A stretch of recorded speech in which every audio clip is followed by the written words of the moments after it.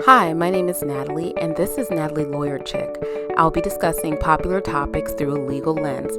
Make sure that you like, comment, and subscribe.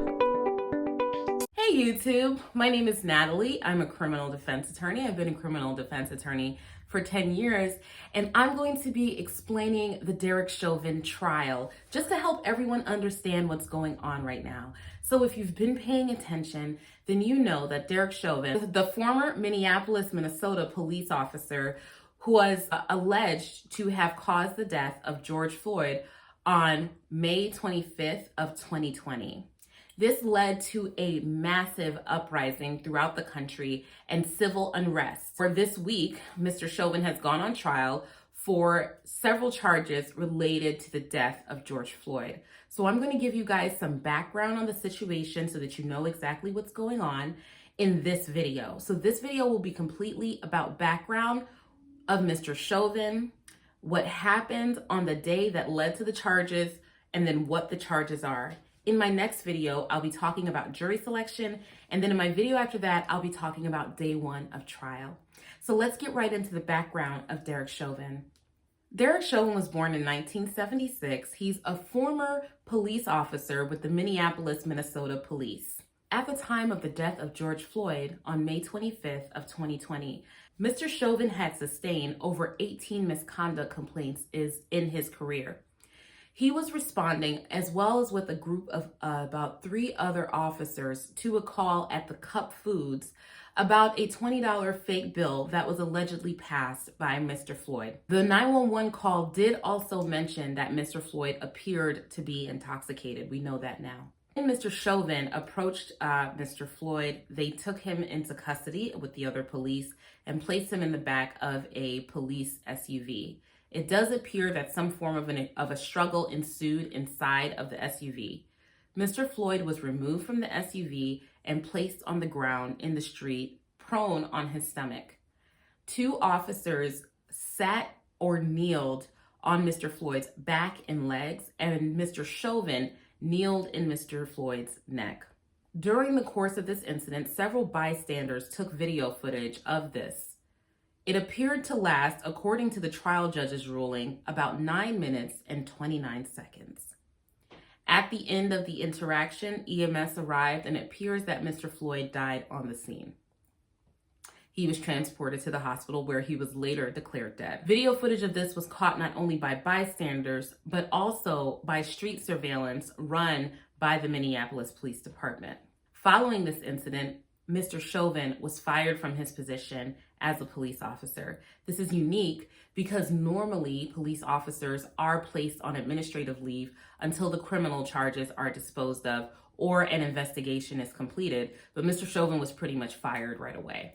Before any charges were brought against Mr. Chauvin by way of an indictment, Mr. Chauvin is presumed to be innocent of the charges against him, and that presumption is going to stay with him throughout the trial. The jury is not allowed to draw any conclusions about guilt or innocence until the very end of the trial, when the evidence is completely closed.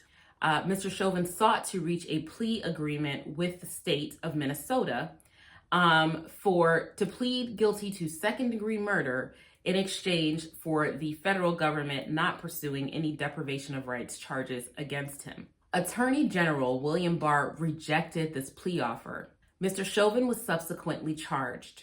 Mr. Chauvin was initially charged with murder in the 3rd degree and manslaughter in the 2nd degree. Eventually, the governor appointed Attorney General Keith Ellison as prosecution for the case, and the charges were upgraded to include a charge of second-degree murder, unintentional. Mr. Chauvin was released on over $1 million bond. His attorney submitted a motion to dismiss the charges against him. Hennepin County Circuit Judge Peter Cahill dismissed the 3rd-degree murder charge. However, the prosecution filed what's called an interlocutory appeal. That means that before the case was finished, the prosecution immediately appealed the judge's decision dismissing the 3rd-degree murder charge. The reason that the judge dismissed the 3rd-degree murder charge is that traditionally, under the statute for 3rd-degree murder, It requires that the defendant showed what's called a depraved mind towards others in their actions, and that results in the death of a person. The courts had previously interpreted that to mean that the others must be multiple people, meaning that a person does something that puts a whole bunch of people in danger or more than one person in danger, and then one person dies as a result of that. That was normally what third-degree murder had to be. However, under a case called Noor v. State, which is a Muhammad Noor, a former Minneapolis, Minnesota police officer who was convicted of third-degree murder against a tourist, the Court of Appeals in the state of Minnesota found that the depraved mind did not need to attach to multiple people. The depraved mind need only be as to one person, meaning that their reckless, depraved conduct needed to only be targeted towards one person in order for third-degree murder to attach. The Court of Appeals overturned Judge Cahill's decision and sent it back for Judge Cahill to reimpose the third-degree murder charge. Judge Cahill did eventually reimpose the third-degree murder charge, and the case proceeded to jury selection.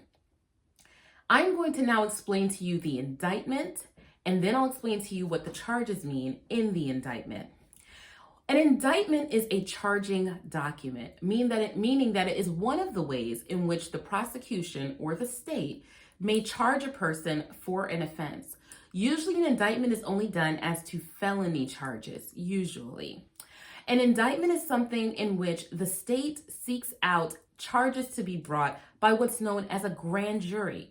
A grand jury is a secret body that is convened in the state in order to consider whether or not there is probable cause for the charges.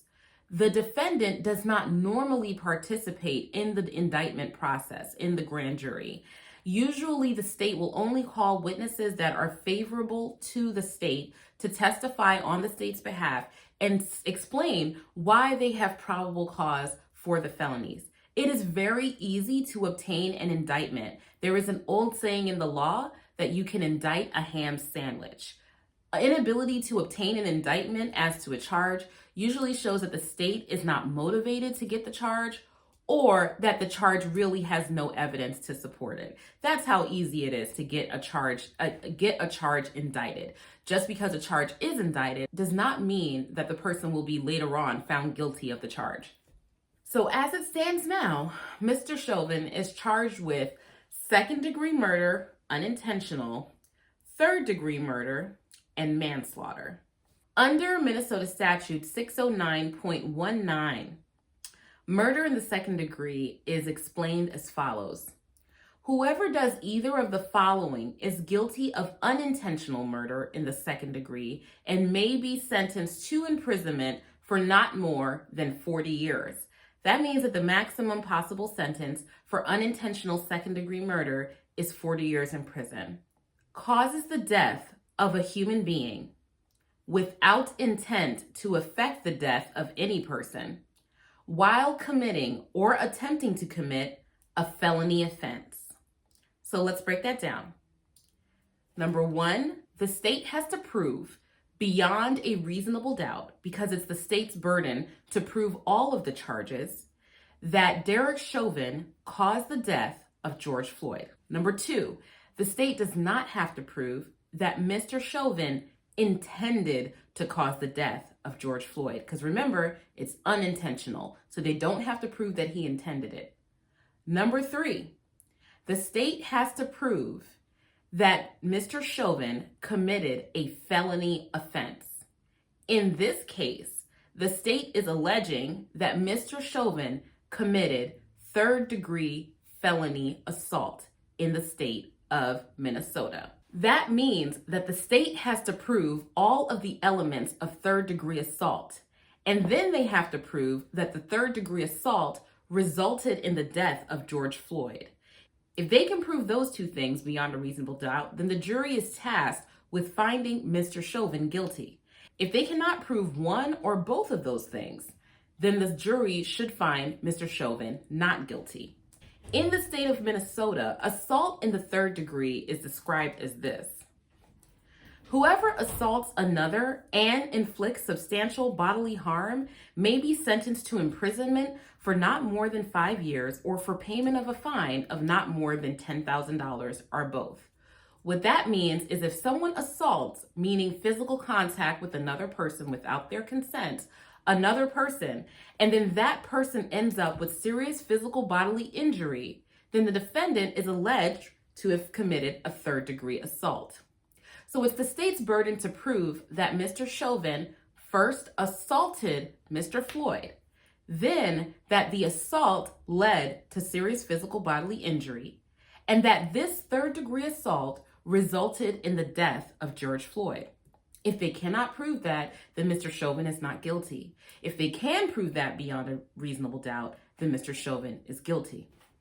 As to third-degree murder, the state has to prove whoever, without the intent to effect the death of any person, causes the death of another by perpetrating an act eminently dangerous to others and evincing a depraved mind without regard for human life, is guilty of murder in the third degree and may be sentenced to imprisonment of not more than 25 years. This means that the state does not have to prove that Mr. Chauvin intended to kill Mr. Floyd. The state does have to prove that Mr. Floyd's death was caused by Mr. Chauvin, and they have to prove that Mr. Chauvin's actions were eminently dangerous to Mr. Floyd, and that Mr. Chauvin acted with a depraved mind without regard for human life. Under the case of Noor of State v. Noor, the Court of Appeals of Minnesota has held that a depraved mind includes actions that intend to cover cases where the reckless, mischievous, or wanton acts of the accused were committed without special regard to their effect on any particular person or persons, but were committed with a reckless disregard of whether they injured one person or another. So reckless disregard for injury of a person or multiple people is enough to make depraved mind third-degree murder in the state of Minnesota.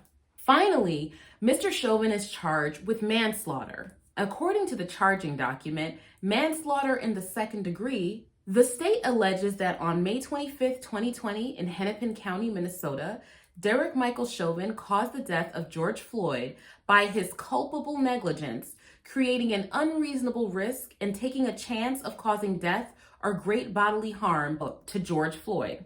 This means that Mr. Chauvin did something that was unreasonably risky, and that in doing so, it caused the death of George Floyd.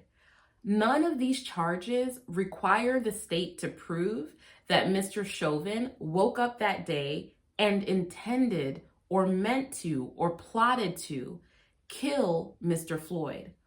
All of them basically boil down to the finding that Mr. Chauvin intentionally took some actions and that those actions led to the death of Mr. Floyd, not that he intended to kill Mr. Floyd, and that he disregarded the mandates of society, which is what that reckless and wanton disregard is about.